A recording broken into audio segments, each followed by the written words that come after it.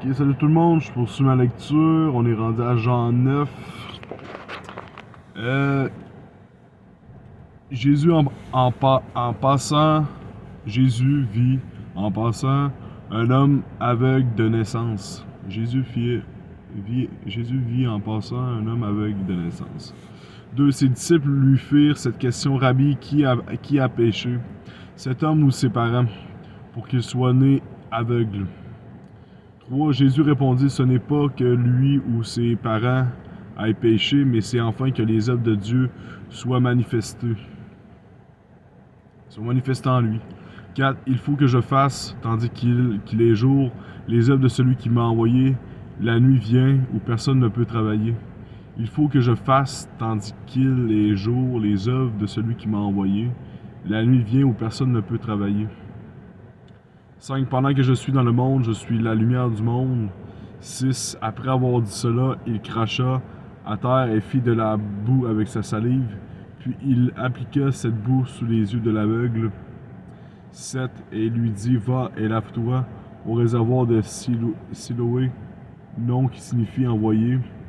Il y alla se laver et s'en retourna voyant clair.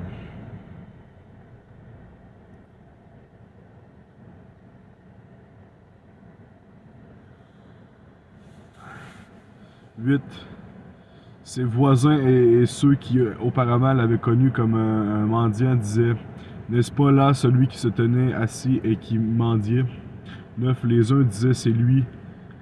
D'autres disaient: Non, mais il lui ressemble. Et lui-même disait: C'est moi. 10. Ils lui dirent donc: Comment tes yeux ont-ils été ouverts? On répète, les uns disaient: C'est lui. D'autres disaient: Non, mais il lui ressemble. Et lui-même disait: C'est moi. 10. Ils lui dirent donc: Comment tes yeux ont-ils été ouverts? C'est comme s'il y avait un changement. Le monde le voyait: Hey, c'est lui, c'est pas lui. Oh, fait que c'est comme si. Peut-être que ses traits caractéristiques. Dans le fond, peut-être sa face était plus pareil, je sais pas. Mais, en tout cas. 11. Il répondit: L'homme qu'on appelle Jésus a fait de la boue, envoie mes yeux et m'a dit: Va au réservoir de Siloé et lave-toi. J'y suis allé, je me suis lavé et j'ai recouvré la vue. L'autre affaire, c'est que dans le fond, c'est sûr qu'il y avait un changement, parce que si le monde ne la connaissait pas, il y avait un changement, c'est sûr. Ok. 12. Il lui dit: Où est cet homme? Il répondit: Je ne sais. 13. Ils menèrent vers les pharisiens celui qui avait été aveugle.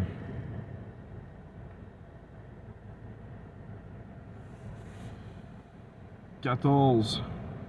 Or, c'est un jour de sabbat que Jésus avait fait de la boue et lui avait ouvert les yeux. 15. De nouveau, les pharisiens aussi lui demandèrent comment il avait recouvré la vue. Et il leur dit: Il a appliqué de la boue sur mes yeux, je me suis lavé et je vois. 16. Sur quoi quelques-uns des pharisiens dirent: Cet homme ne vient pas de Dieu, car il n'observe pas le sabbat. D'autres dirent: Comment un homme pécheur peut-il faire de tels miracles? 17. Et il y a eu division parmi eux. Ils dirent encore à l'aveugle: Toi, que dis-tu de lui sur ce qu'il t'a ouvert les yeux? Il répondit: C'est un prophète. 18. Les Juifs ne crurent point qu'il eût été aveugle et qu'il eût recouvré la vue jusqu'à ce qu'ils eussent fait venir ses parents. Et vous ne me croyez pas, je vais aller voir les parents, qu'est-ce qu'ils l'ont mis au monde, pour montrer que c'est vrai. Et ils les interrogèrent, disant: Est-ce là votre fils, que vous dites être né aveugle? Comment donc voit-il maintenant? Ses parents répondirent: Nous savons que c'est notre fils et qu'il est né aveugle. 21. Mais comment il voit maintenant, ou qu'il lui a ouvert les yeux, c'est ce que nous savons. Interrogez-lui. Excusez-moi, un petit peu fatigué. Un petit peu. Mais comment il voit? Mais, ok, on répète 21. Mais comment il voit maintenant ou qui lui a ouvert les yeux? C'est ce que nous savons. Interrogez-le lui-même. Il a de l'âge. Il parlera de ce qui le concerne. 22. Ses parents disent cela parce qu'ils craignaient les Juifs, car les Juifs étaient déjà convaincus, convenus que si quelqu'un reconnaissait Jésus pour le Christ, il serait exclu de la synagogue. 23. C'est pourquoi ses parents dirent il a de l'âge, interrogez-le lui-même.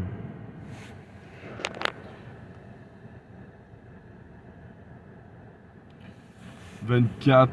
Les pharisiens appelèrent une seconde fois l'homme qui avait été aveugle et lui dirent donne gloire à Dieu, nous savons que cet homme est un pécheur. 25. Il répondit s'il est un pécheur, je sais une chose.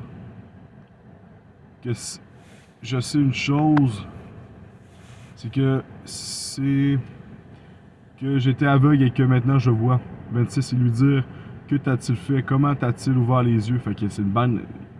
Ce qu'on peut comprendre, c'est que le monde était vraiment sceptique de ce que Jésus faisait. Puis c'est comme s'il allait à l'encontre de la loi qui était en place à ce temps-là. Puis pourtant, c'était le Fils de Dieu. Puis il est envoyé du Père. Puis, tu sais, c'est que. Fait qu'encore aujourd'hui, on voit encore des sceptiques. Ah, on n'est pas sûr c'est toi. Tu mens, tu dis n'importe quoi. Les gens autour de toi, c'est la même chose. Fait que le monde qui suit ce qui se passe présentement avec Jonathan pour en témoigner. Fait que tu sais. Ok. 26. Attends, je suis rendu là. 26. Ok, 27. Il a répondu je vous l'ai déjà dit et vous n'avez pas écouté. Pourquoi voulez-vous l'entendre encore? Voulez-vous aussi devenir ses disciples? 28. Il l'injurièrent et dire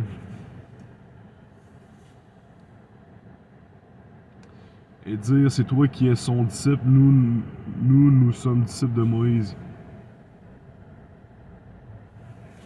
29. Nous savons que Dieu a parlé à Moïse, mais celui-ci, nous savons d'où il est. 30. Cet homme leur répondit, il est étonnant que vous ne sachiez d'où il est, et cependant il m'a ouvert les yeux. 31. Nous savons que Dieu n'exauce point les pécheurs, mais si quelqu'un l'honore et fait sa volonté, c'est celui-là qui l'exauce.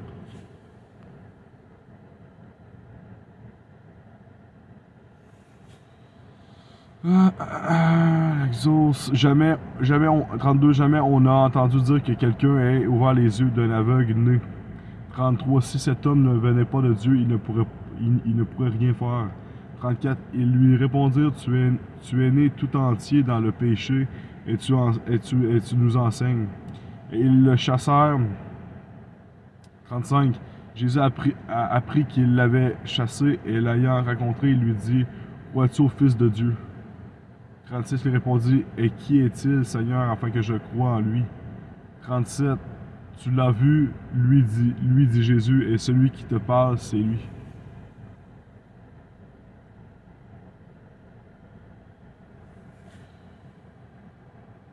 « 38. Et il dit, je crois, Seigneur, et il se prosterna devant lui. 39. Puis Jésus dit, je suis venu dans ce monde pour un jugement, pour que ceux qui ne voient point voient et que ceux qui voient deviennent aveugles. 40.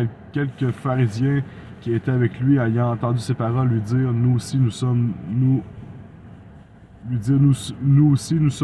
aveugles. Pour l'interrogation. 41. Jésus leur répondit, si vous étiez aveugles, vous n'auriez pas de péché. Mais maintenant vous dites, nous voyons, c'est pour cela que votre péché subsiste. On répète, Jésus leur dit, si vous étiez aveugles, vous n'auriez pas de péché. Mais maintenant vous dites, nous voyons, c'est pour cela que votre péché subsiste. Ça ressemble à ça pour Jean 9. On continue notre lecture dans les prochains jours. On va te rendre à Jean 10. Fait que j'espère que vous avez bien apprécié les versets de Jean 9. Fait que Dieu bénisse, amen.